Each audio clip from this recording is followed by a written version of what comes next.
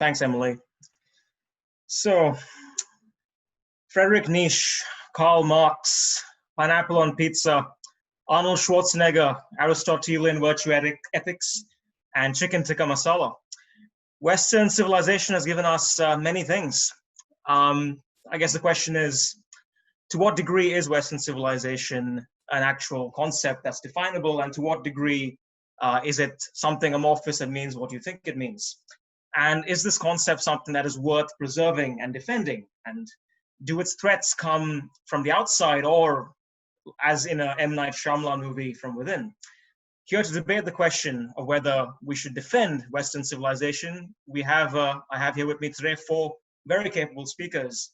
But first, a quick word from our sponsors. Today's panel is brought to you by Students for Liberty, a great organization that mentors, develops, and nurtures the future leaders of the liberty movement.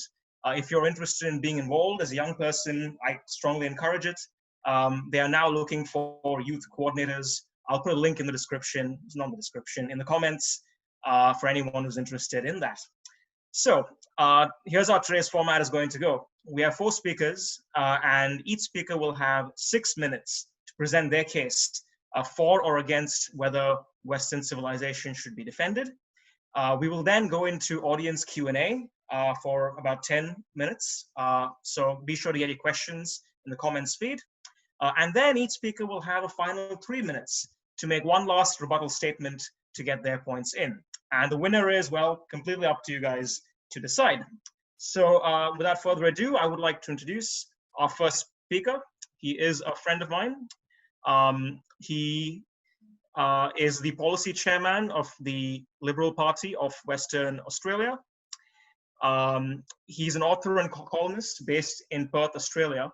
He holds 2 master's degrees in history and international relations, and has an award-winning PhD on nationalism that was recently turned into a book. Show off. He's also made appearances on Sky News and has his own YouTube podcast where he recently interviewed Noam Chomsky. I strongly encourage you to check it out. So please welcome Dr. Sherry Sufi. Well, thank you very much. So the question before us is, should we defend Western civilization? The answer is not when it suppresses free speech, not when it promotes identity politics, and not when it facilitates anti-Semitism. We don't have to defend it when it gets things wrong. And that freedom to disagree, friends, is a very good reason why we should defend the continuing legacy of Western civilization. Now then, Western civilization is not a religion, although it's mainly based on principles grounded in Greek and Roman philosophies mixed with elements of Christianity. Western civilization is not limited to a particular ancestry. It's had a cosmopolitan character for longer than it's often given credit for. The Roman Empire, for instance, had an African emperor called Septimus Severus and an Arab emperor called Philip the Arab. But with that said, most Westerners do trace their family origins back to Europe, and we should be comfortable with that. Western civilization is not a nationality, although it does connect people from different countries together as an imagined community based on this shared legacy. Western civilization is not an ideology, but it has given birth to many competing modes of thinking. And this part is crucial because it's distinctly Western. Dogmatism versus skepticism, Catholicism versus Protestantism, rationalism versus empiricism, socialism versus capitalism, liberalism versus conservatism, creationism versus evolutionism, deism versus atheism, nationalism versus globalism, environmentalism versus global warming skepticism, fascism versus anarchy, republic versus monarchy, absolutism versus democracy. The list goes on and on and on. See, now the fact that an idea and its exact opposite can both originate in roughly the same time and place is distinctly Western. That is what Western civilization is about. Typical societies don't even come remotely close to facilitating this level of internal dissent. So the world-renowned atheist Richard Dawkins is as much a product of Western civilization as Pope Francis, the head of the Catholic Church. Let that thought sink in for a moment. In short, Western civilization is this laboratory of competing traditions. See, we're not here to debate whether we should be defending a people, a religion, or a specific territory. we're here talking about defending this laboratory. And my answer is an emphatic yes. It's worth defending because humanity would be worse off without it. That's right. It's worth defending because humanity would be worse off without it. All societies have their flaws, and the West is far from perfect. But guess what? The West has done more to correct itself than a typical society. Let me convince you. All societies once had a feudal hierarchy. It was the West that ended that and established private property rights. All societies once had limited education to its aristocracy. It was the West that invented the printing press and eventually turned literacy and education into universal rights. All societies once had some form of rule or by divine right. It was the West that eventually replaced that with representative democracy. All societies once punished its dissidents, and the West did too. But eventually it was the West that guaranteed freedoms of thought and expression. And that's the kind of West we live in today. All societies were once agrarian, made up of peasants and farmers. It was the West that triggered the Industrial Revolution and gave the world more opportunities and more efficient means of transportation and communication. Think of the steam engine, typewriter, refrigerator, the telephone, fax machines, televisions, planes, cars, computers, the internet, Netflix, YouTube, Facebook, Wikipedia, and of course, Zoom, without which we wouldn't be having this debate. All societies had a life expectancy of less than 30. It was Western medicine and technology that helped double, and in some cases, triple human life expectancy. All societies had more poor than rich, and that is still the case. But think about it this way. These competing Western ideas of capitalism on the one hand and socialism on the other hand have concurrently ensured better upward social mobility on the one hand and created safety nets for the vulnerable on the other. All societies once had slavery. It was the West that fought itself to end it. Google William Wilberforce for England's case and the 13th Amendment in America's case. All societies once treated their women as subordinates, and some still do. It was the West that allowed for women's political rights to be upheld and guaranteed. Google the 19th Amendment. Friends, the West is not perfect. Like any society, it's done things relative to the norms of earlier timeframes in which its history was shaped. Often, some of these things would seem unconventional by today's standards. There is no point denying that. But let's not be like those who constantly complain about the bad stuff as if that's all the West ever did, the slavery, the genocide, and all of that. And let's also not be like those who constantly only boast about the good stuff as if that's all that there ever was, the Magna Carta, the Enlightenment, liberal democracy, and all of that. As responsible observers, we must look at the full picture. And that's when we end up realizing what we're looking at is not a single ideology, nor a single people, nor a single geographical territory, but this deeply fascinating laboratory of competing traditions which somehow come together to ensure the overall benefit of humanity in mysterious ways. So when Mahatma Gandhi was asked what he thought of Western civilization, he sarcastically replied, "I think it would be a very good idea." I say it is a very good idea and one worth preserving, worth sharing, and worth defending. Thank you. Thank you for that, Sherry. All right, our next speaker will make the case for the negative, and she's also a friend of mine. She's Professor of Greek Prehistory at the University of Melbourne. She's the author or co-editor of 4 books and over 100 articles on various aspects of Mediterranean archaeology. She's won numerous prestigious fellowships, including a Fulbright, National Endowment for the Humanities, and a grant from the Australian Research Council for her excavations at Philistine Gath, the city of Goliath. Please welcome Professor Louise Hitchcock. Thank you very much, Satya, for that kind introduction. I'm going to briefly discuss 3 points. The third I might save for my ending rebuttal. First of all, I'm going to talk about why libertarians should not defend Western civilization. Then I'm going to talk about what makes civilization, referring to my own area of expertise in the distant past. Libertarians should not defend Western civilization any more than we should defend Vermin Supreme's promise of a free pony to everyone, because both are a fiction. As Tom Palmer said this morning, setting up categories divides people. It doesn't bring people into our movement. Now, we're all now familiar with the idea of wokeness, which calls for decolonization. Decolonization means the decentering of colonizing narratives. However, decolonization doesn't really begin with wokeness. It begins with the American Revolution. It was the first country in modern times to decolonize itself from British monarchy. And this brings me to a quote by George Will in his recent book, The Conservative Sensibility. Will makes 2 points on why there's a conservative split in contemporary society.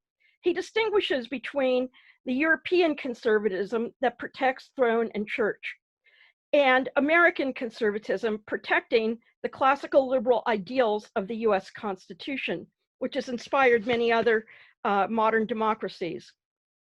He goes on to state, American conservatism has little in common with European conservatives, which is descended from and often is still tainted by throne and altar, blood and soil nostalgia, irrationality, and tribalism.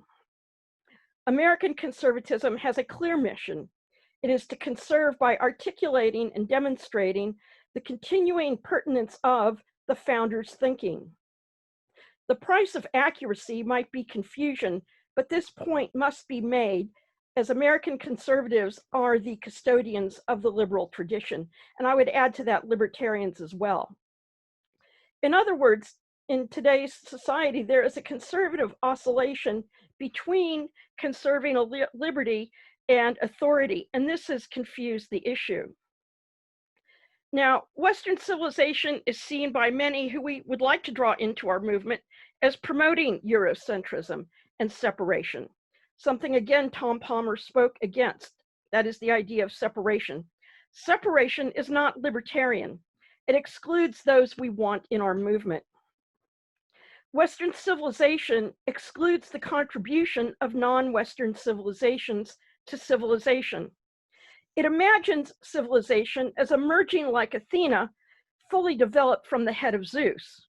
However, this is not the case.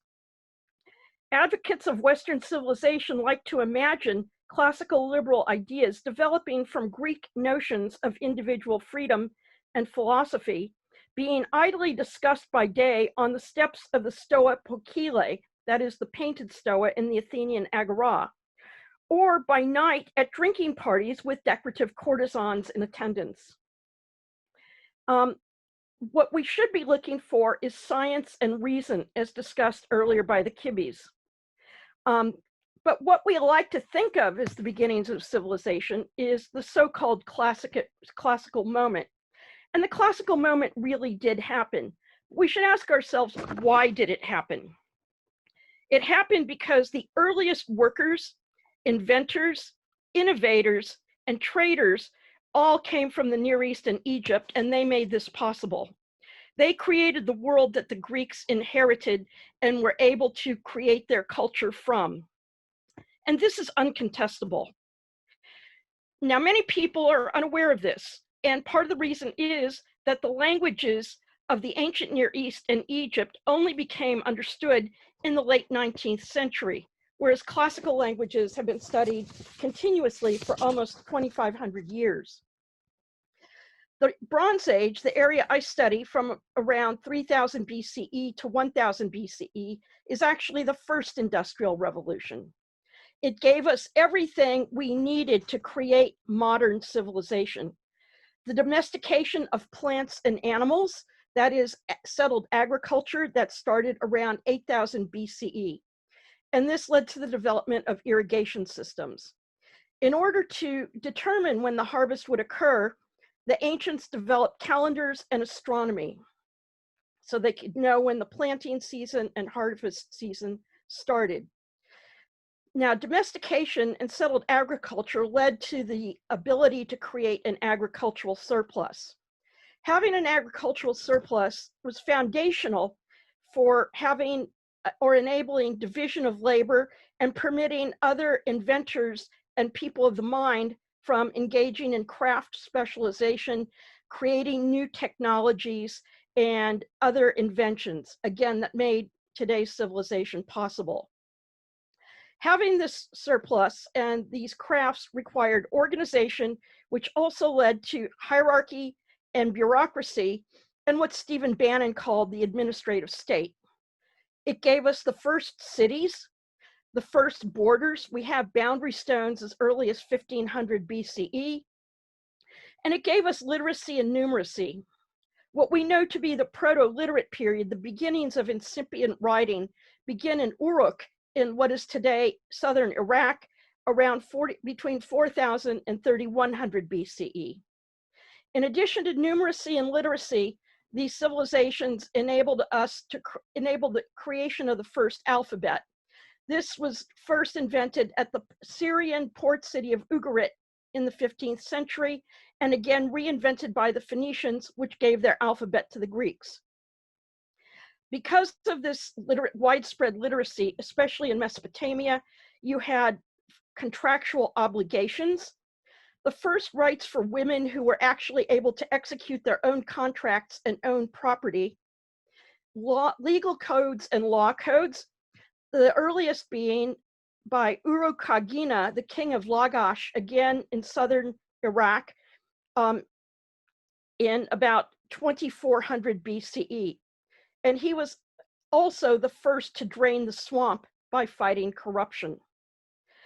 We also have, shortly after Uruk-Kagina, the first political loser, and that's the king Ibbi-Sin, who lost the Sumerian kingdoms to the Akkadians, who absorbed their culture. So in addition to getting the first law codes, Uruk-Kagina, and then again, the more famous Code of Hammurabi in the 18th century BCE, we get justice. Even earlier than this, we have ceramic technology and textile production through weaving, and textile industries, with textiles being traded from Greece to Egypt. Out of ceramic technology, we have the emergence of metallurgical technology and mining. Metallurgy and mining enabled the first civilizations to produce bronze tools, weapons, personal items, and even monumental sculpture, with the first copper lintel being cast for the city of Tel El Ubaid in southern Iraq in 2600 BCE. All of these things also created a leisure class and led to the development of fine arts, including casting of metal objects, stone cutting, ivory carving, sculpting. Louise? Yes. Sorry, you're 2 minutes over time. If it's okay, could you wrap up your current point and continue doing the Q&A maybe? I'll just go quickly and give the final ones. Okay, music, harps, drums, and singers, quarrying, carpentry, monumental building, monotheism, literature, ethics, marriage, schools and apprenticeships, navigation, maritime trade and ship technology, perfume making, and cuisine. All right, thank you for that, Louise. Our next speaker is, again, our second speaker for the affirmative. He is a Canadian-Australian law professor and writer. He's a Garrick Professor of Law at the University of Queensland, and he has degrees from Queen's University, the London School of Economics, and the University of Hong Kong. Please welcome Professor James Allen. Well, thank you. My teammates started with that moderately well-known gag by Gandhi. A less well-known one is when you ask which civilization ran the biggest scam in history, and the correct answer is the Egyptian civilization with its pyramid scheme. All right, so thank you, Tim Andrews, for including me. I have to confess, I feel a bit like I've been asked to participate in the old Monty Python skit. You know, what have the Romans ever done for us? And even the terrorists reel off an unending list of accomplishments, aqueducts, food, buildings. And when they finally run out of things, but other than all of that, what have the Romans ever done for us? Nothing. They've done nothing. So I feel like the organizers have put me into that skit on the winning side. So bear that in mind. And then I'm going to give you a 30-second digression. I want to tell you the core idea of one of the great legal philosophers ever. His name was Hart, H.L.A. Hart. And he said, people need to realize that all rules are made by limited biological creatures like humans, and they have a core of settled meaning and a penumbra of doubt. So if someone says no vehicles in the park, that's clear as regards cars, trucks, buses, but it might be uncertain at the margins when you're dealing with I don't know, motorized bicycles or electric skateboards. So the point for today is that in anything, there's going to be a core of settled meaning and a penumbra of doubt. There's going to be uncertainty at the margins, but that doesn't translate into uncertainty throughout. So if we were having a debate on whether there should be vehicles in the park, that would be an interesting substantive debate, you know. But if someone said, well, there's too much uncertainty about what vehicles are, that would be turning an important substantive debate into quibbling at the fringes. And I feel a bit like that today. So let's just take some of Sherry's points, or you could add to them, but anybody could sit down and in 15 seconds come up with a pretty wonderful list: the scientific method, a commitment to tolerance, support for free speech, democracy, room to criticize people with power, freedom of religion, the best history, the best ever treatment of women in history, focus on the individual, the many values of the Enlightenment, the Protestant work ethic. And as a university professor, I have a vague acquaintance with the Protestant work ethic, not too much. The attitudes that gave us free market. You know, the list goes on as if you were in a Monty Python skit. So one debate we could have is whether supporting that list is worthwhile or attacking it. Or maybe we could offer up an alternative list of deficiencies. And all of that would fall into Hart's core. That would be a worthwhile debate. And you know, to be frank, Sherry and I would clean up on that debate. It would be a no-brainer. How many women out there listening to this would prefer to move to the Middle East or China or somewhere in Africa, anywhere outside the West? Just put your hand up. Or how many Australians want to give up their scope for free speech? Actually, don't answer that, because I'm afraid the answer might not be very good these days. But at any rate, that would be a substantive debate as to whether today's Western world is the best place, warts and all, ever to have been lucky enough to win the lottery of life to live. And it seems to me that that's just a no-brainer. Yes, all cultures are not equal in terms of the scope they give you to do certain things. And this is actually the one you're in. If you're happen to call yourself loosely in the West, you've won the lottery of life. This is the best. But here's a different debate we could have. This one would involve moving outside the core of Hart's concept and moving over to the penumbra and quibbling. So here you bring up uncertainty at the fringes. You know, you jump on doubts. So maybe the number system we use actually came from the Islamic world or the Hindu world. Or maybe there was a fair degree of religious tolerance in the Ottoman Empire. Or maybe if you go way, way, way back, a lot of things we like about life in the West, you know, if you have enough effort and zeal, it turns out you can trace them to the East or something. And really, in many ways, I don't care about that debate. I don't think you should too. If we all agree that the substantive list of features of social life, the ones that include free speech, free thought, support for the scientific method, focus on the individual, et cetera, et cetera, et cetera, if these are all good things, or most of us think, then the argument about labels is really a very tangential argument. You know, if people want to call it Eastern civilization, I don't really care. If the list of things that we're talking about are ones you find substantively attractive, then the actual label you append to it is a pretty peripheral argument. So at the extremities, yes, there's questions about genealogy or lineage. They might be of occasional interest, but it's pretty much only occasional. So on that first basis, I'm scoring Sherry and me the winners of this debate. But largely that's because we got the easy side to defend.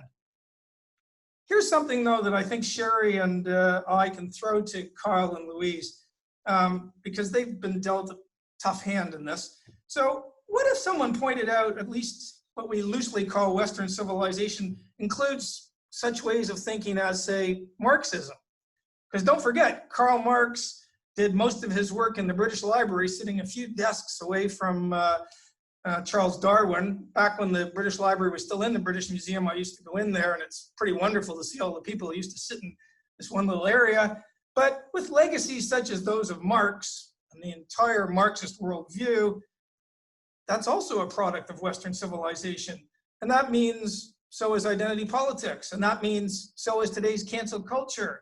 And I don't, frankly, want to defend any of that. So another substantive debate we could have, and maybe I'm preempting Kyle, but I doubt it, is whether one legacy of Western civilization, call that the free speech, Lockean tolerance, Humean skepticism, Adam Smith free marketism strand, whether that strand has the resources to defeat the other strand of Western, the strand of Western civilization that's given us BLM, cancel culture, universities with basically zero viewpoint diversity. If you articulate anything outside of orthodoxy, you're gone. Corporate elites who are so gutless, cowardly, and pusillanimous that you want to barf when you listen to them. You know, that, my friends, is a second sort of substantive debate about Western civilization that would be very interesting. I don't know if Cassandra or Pollyanna, to use Western notions, references, I don't know if Cassandra or Pollyanna would win that one, but I sure hope it's the latter.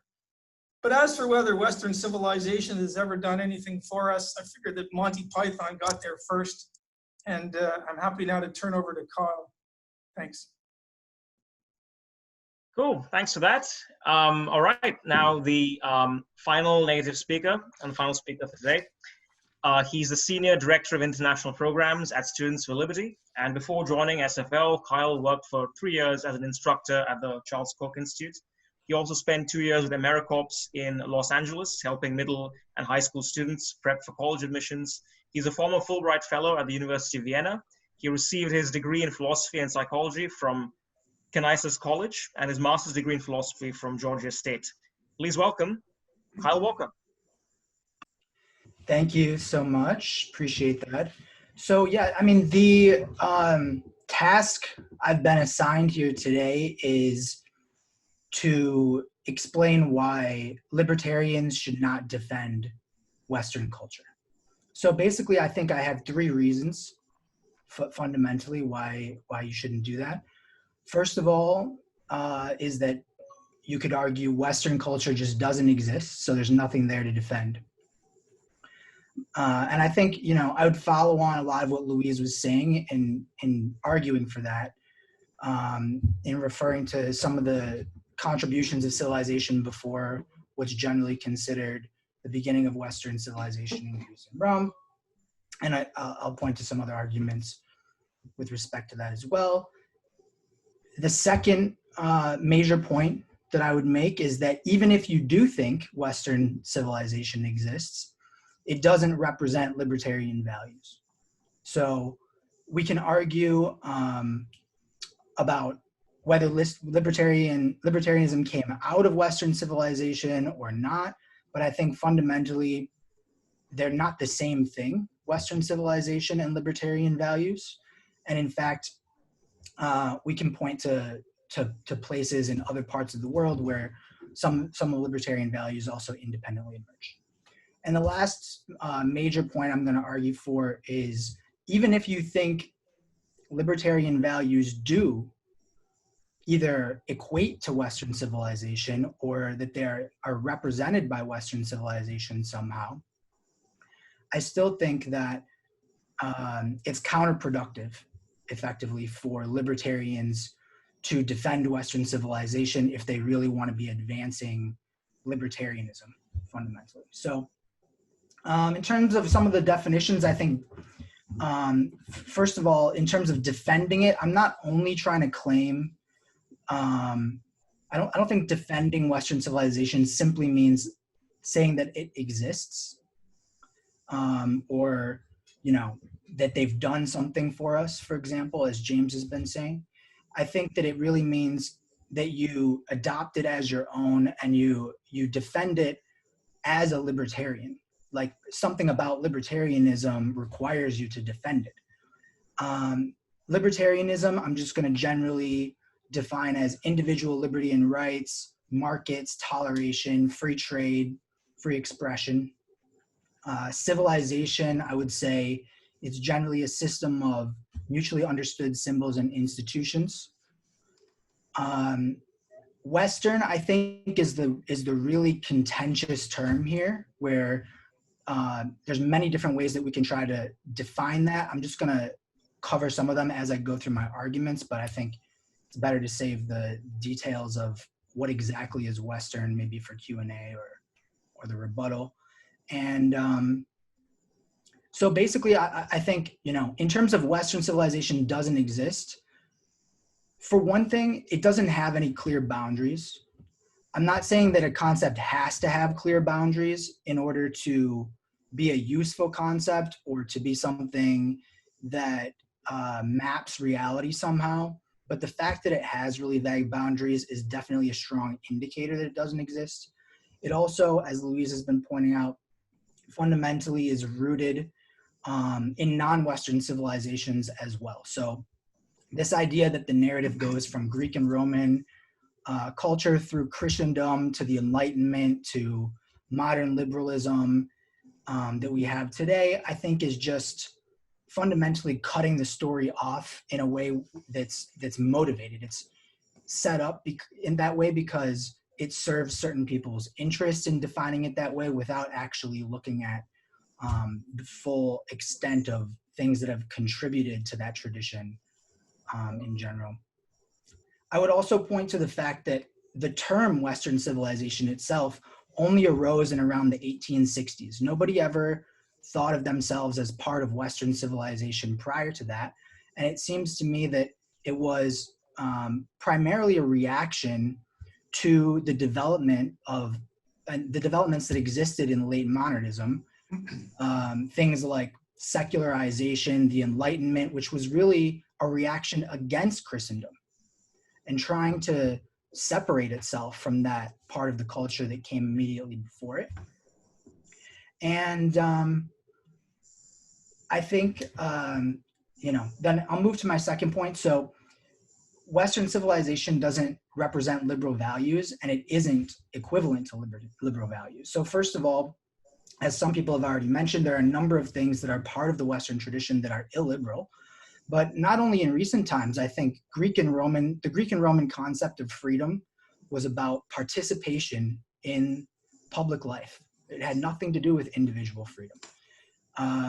It's true that they contributed many things to our society, but the idea that their society had anything to do with libertarianism or represented libertarianism in any way, I think is completely anachronistic and just doesn't make any sense. Christendom itself, if you want to look at coming through the Christian tradition, you can point to the Crusades, the Inquisition, the persecution of scientists, the authoritarianism of the monarchies. And even though none of those things per se are essential to Christianity, I don't think, they're clearly a part of the Western tradition that we've inherited from that time period. And I would also point out, neither are the violence, intolerance, and superstition that we see in some sections or sects or facets of Islam today essential to Islam. Similarly, there's many things I can point to that are liberal and part of clearly non-Western civilization. So even if you look at pre-colonial African empires, they had, for example, division of powers in their chiefdom. So the chiefs, the elders, the community had different divisions of power to check each other that I think is interesting. In China, you can point to somebody like Lao Tzu, who believed in a very decentralized, anti-government sort of perspective, very close to natural law, what we think of in natural law today. And even in the worst of what you might think of as barbaric civilizations, the Mongols, you can point to things like meritocracy that was essential for Genghis Khan. The role of women was very interesting because they actually were the leaders of the political establishment, contrary to the men who fought the wars, and they had senior positions in government. There was also a ban on slavery in the Mongol Empire. And despite the fact that, you know, they're known as being barbaric, they destroyed the library in Baghdad. There are elements of things that you could point to as being liberal. And the last thing I'm going to say really quick is, even if you think that those 2 points aren't true, again, it's counterproductive for libertarians to defend Western civilization, because fundamentally we are about defending the libertarian values that I pointed to at the beginning, there are many, many facets of Western civilization that we would have to cut out in order to be persuasive to people about our classical liberal and libertarian values. Even progressives agree that Western civilization exists, but they point to all those evils and say, we don't like Western civilization, it's exploitative, and they want to distance themselves from it. So for us, by simply sidestepping the issue, we don't have to defend Western civilization. If we just focus on our classical liberal values, I think that is the best way for us to advance our ideas and convince other people. Cool, thanks for that. All right, we're going to go into questions for 10 minutes, and then I'll only give each speaker 1 minute to do the rebuttal out of time constraints. But I want to start with Sherry, because he had the least amount of time to speak. But this is a perfect opportunity. So looking at some of the questions here, so one of the questions that's come up is, the topic of the debate being, why should libertarians defend Western civilization? It would seem to the questioner and to me as well, that defending Western civilization as a blob means you're not only defending libertarianism, you're often defending ideas that are contrary completely to libertarianism. That includes nationalism, that includes conservatism, and so on. So why is it worthwhile for libertarians then to fight for this idea of Western civilization? But if the question is directed at me, the answer is very simple. It's not just worth libertarians defending those things, it's worth everyone defending those things, and libertarians just happen to be everyone, part of everyone. So why specifically? Well, because the very essence of libertarianism is, I think, to allow room for open exchange of ideas. I think that as a basic principle is something that we can all agree on. If somebody doesn't believe in that, if somebody doesn't believe in the basic exchange of ideas, then I think that goes against the very heart of libertarian philosophy. So what you want to do is you want to protect and preserve a process, a healthy intellectual culture where ideas can flow freely from left to right, between, top to down or whatever, in whatever direction. And that's why I think they should defend Western civilization the way I defined it, as a laboratory of competing traditions. Okay, James, do you have anything to add to that? Well, I would quibble with my partner. I mean, you can't say that everyone should defend Western civilization. If you have a hankering to live in a theocracy or you want to be ruled by a military strongman, then probably that's not the place for you. But the core idea that, to say that it's counterproductive to defend Western civilization the way Kyle did, how many libertarians do you find in the Islamic world or in authoritarian China? I mean, that might be there, but they're sort of secretly hidden in their bedrooms. So if you're just playing the cost-benefit game, you're just looking around the world for places where libertarianism appears empirically to thrive, I'm not really sure why you'd be against Western civilization. And I also have this sense, whenever anyone wants to say Western civilization, it's so amorphous and fuzzy, it doesn't exist. Well, you can play the same game with libertarianism. Libertarianism doesn't exist, or Christianity doesn't exist because it's got all these different threads, and the Orthodox don't agree with the Catholics who, basically I come from a long line of Scots Presbyterian Calvinists who were calling people papists until one generation ago. They don't agree on all sorts of things, but it's still coherent to talk about Christianity. And so this semantic game, it's like reading Ronald Dworkin, the semantic game that because we can quibble at the margins, we can just say Western civilization doesn't exist. Well, you give me the label, libertarianism or anything else, and I can play the same game with that, label game. It's just semantic argument. It's sort of interesting in a very sort of tangential way, but basically it's not. All right. Next question is for the other team. I'll give Louise the first go and followed by Kyle.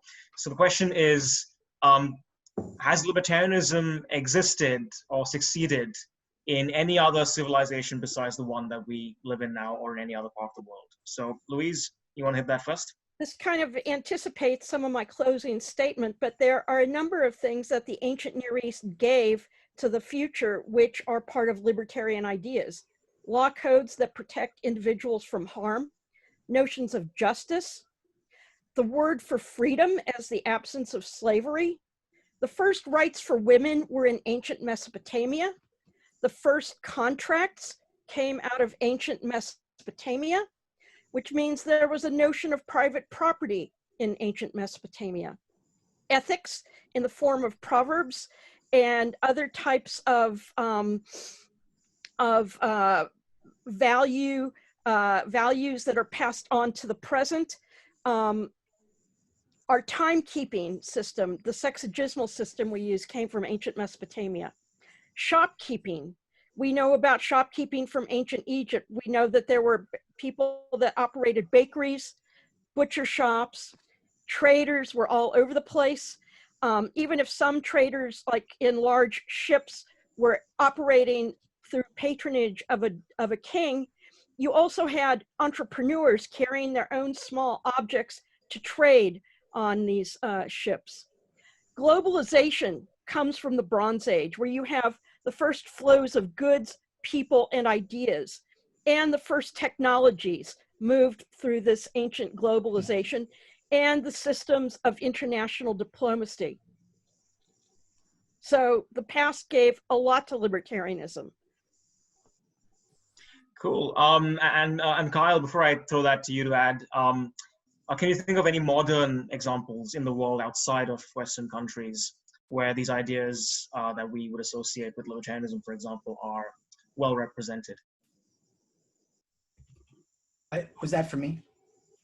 Or for Yeah, Louise? do you have anything to add Louise's answer, and can you think of any modern? Well, I mean, look, I think, Western values, for example, if you look at Japan today, or if you look at Hong Kong today, if you look at, would you consider them part of the West, Japan, even though it pretty much exemplifies, libertarian values much more than some European countries do today? Or would you consider, Venezuela or Bolivia to be Western, even though they were conquered by Western countries and, they're in the Western hemisphere and they mixed with people who came from Europe? I don't think so, right? So, but I would actually point more to the past. Some people were asking about, have there been libertarian societies in the past? I think it'd be wrong to apply the term libertarianism to societies from the past. It's sort of a very American ideology and movement that arose, but I don't think it would be very hard to argue that the Islamic Golden Age was more liberal than the Roman Empire. I mean, the idea that, during that period, there was massive innovation. People pointed to some math, but, thinkers during that period, like Averroes, even had a very strong influence on Aquinas and engaged with them as part of the Christian tradition. You had lots of innovation, like algebra, the decimal system, glass manufacturing. In chemistry, you had the invention of ethanol, hydrochloric acid. You had the first observatory. You had the first mills, sugar mill, paper mills, grist mills. The Islamic Golden Age was a period of a massive development. And I think, you can point to some thinkers in that time. People like the Mutazilite movement, for example, was a period of critical, rational thought in that period that was founded in Islam. And it's true that, there are groups of Muslims today who have rejected that tradition. I think there are many who are trying to preserve it as well. There are some small groups that have rejected that tradition, but that's a contingent matter. You can point to periods of Christian history that were less liberal, and you point to periods of Muslim history that are more liberal. And so I think it's not about cutting up civilizations as East and West. It's about, we have to look at all cultures and civilizations and find where people valued liberalism, find where people valued science and critical and rational thought. And you have to draw on those traditions wherever they can be found to convince people around the world to believe in libertarianism. That's what my mission is. That's what I want to see happen. And for us to go into Africa or Asia or Latin America and say, oh, you guys have to be Western, guess what? It's a turnoff to them. It doesn't work. And it's much more effective for us to find things in their own traditions that we can grasp onto and help them see as valuable as part of the liberal tradition. Cool. All right, back to the affirmative team. So a question came in. It seems that a lot of the discussion around what Western civilization is this liberal idea of competing, the battle of ideas. Everyone has free speech, freedom of expression, and so by constantly debating various philosophies, various theories that might contradict each other, we can arrive at an answer that everyone is agreeable to. That is the best answer, and the West is uniquely apparently good at doing this. But then, isn't that self-defeating? Because you have to, by definition, then tolerate ideas which do not actually agree, which not only don't agree with what you think Western civilization is, but which are fundamentally threatening many of the tenets that you seek to defend. And in the context of democracy, if enough of the population, feels emotionally warmed up to those ideas, then it can be an actual threat. And some would argue that we're seeing this play out in reality right now with all the attacks on liberalism. So how would you respond to that? First with you, Sherry.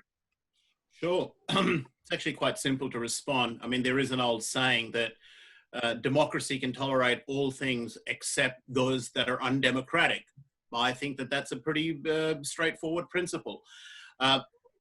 By defending the right of competing ideas to be expressed, we're not saying we have to agree with those ideas. I, for starters, don't agree with socialism, but I absolutely agree with the right of the socialist to make her or his case before an audience and let the audience decide. And if the audience voted in favor of socialism over capitalism, I would just have to suck it up and accept that. That is the kind of culture we're talking about defending. It is uniquely Western, and I know that we've gotten into semantics. Whilst, parts of that debate can be a little counterproductive. At the same time, I can understand why people want to go into those definitions. So I know it was mentioned earlier that we struggle to even give boundaries to Western civilization. I think that goes to the heart of what we're talking about. So when you cross over from Bulgaria into Turkey, I think you can see a pretty big divide in terms of attitudes towards the two genders, attitudes towards sexuality, attitudes towards family, attitudes towards community, attitudes towards authority. There is a difference, which could, potentially, if we started getting into it, it could turn into a session of its own, but that's roughly the answer to the question. So I don't think that there is... difference exists when you go from New York into like Alabama in the United States. Sure, people in New York and Alabama both have nearly the same attitude towards gender and towards sexuality. And I know the reference here is to the Bible Belt and the overprevalence of Christianity in that part of the world. But really, when you narrow it down to the basics, the difference is not that much. If we start getting into specifics about, what they're discussing at the dinner table, then yeah, sure. The conversations would be different. So it really depends on what you want to put the magnifying glass on. I'm looking at the bigger picture and I'm seeing more similarity than dissimilarity. Now, going back to my original point, when we define Western civilization that way and we try and demarcate its borders, we can see that within the realms of Western culture, there is more dissent. That's the point. That was my point throughout what I said before, and that continues to be my point now. And we should encourage that dissent, but that doesn't mean that we have to agree with every dissenting voice. I hope that makes sense. Cool. James, do you have anything to add to that? Well, there's an old gag that liberalism is the only outlook that won't take its own side in a fight. I suppose you could say that if enough people in society become disenchanted with liberal democracy, then the chances of it surviving aren't very good. We could have an empirical argument about whether some of the institutions in society have been captured by people who don't really have much time for liberal democracy. Certainly, some of my experiences with my kids going through schools is that it doesn't seem to me that the sort of teachers I had growing up in a little state school in Toronto, where things were pointed out about how lucky you were to live where you did, and now it seems like the kids are taught that this is about the worst sort of most evil group of beings in your country. It's a self-defeating, terrible approach to educating the next generation, and it may well lead to the sort of view that Kyle's proposing. But the problem I think with Kyle is he's cherry picking, right? We can all pick at little examples throughout history and say, look, women did pretty well in 3,000 years ago, but when you look and see, what do you mean they did pretty well? No woman today would take that for treatment. It would be so poor. And it's very hard to disconnect the West from the basic Christian traditions.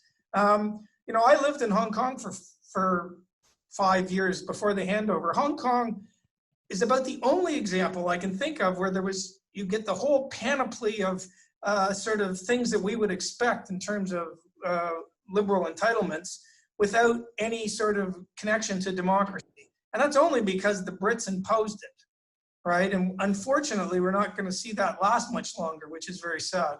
So I'm skeptical about it. I mean, nobody's sitting there saying yesterday in Turkey, they're turning a museum back into a practicing mosque. In the Islamic world today, you can't name a single country where anyone's allowed to build a church, right? In the West, we don't stop any religion from building a place of worship. I'm a sort of thoroughgoing atheist, but I value the Western tradition because you just with a straight face can't argue that human rights didn't grow out of the Christian tradition. It did. It's a fact. And, you know, sure. Name an Islamist country where you're allowed to build a church if you want. Syria. I mean, Lebanon. Syria. Okay, so yes. How many churches have been built in Syria? I get the Ba'athist Party is 15% of the population before the revolution were Christian. What percent? 15%. I lived in Aleppo for a year. Listen, if I had a choice between living under an Islamic regime or a Ba'athist hard man, I'm picking the Ba'athist hard man any day. I get that. I mean, I think the West has been crazy to move into Syria. I didn't like what Obama did. I didn't like what David Cameron did. Yeah, that's a separate conversation, I think. But that's not an argument that anything they do is attractive. It's just that it's less wicked than what other people would do. So yeah, sure, I get that. If Syria, more people have a problem with you. Syria is your model for where you want to live. Question, I answered it. Let's move on. I'm going to interrupt really quickly here, if that's all right with you. What we're going to do, just a quick logistical thing, we're going to shift over to a more open format. So this is technically the end of the session.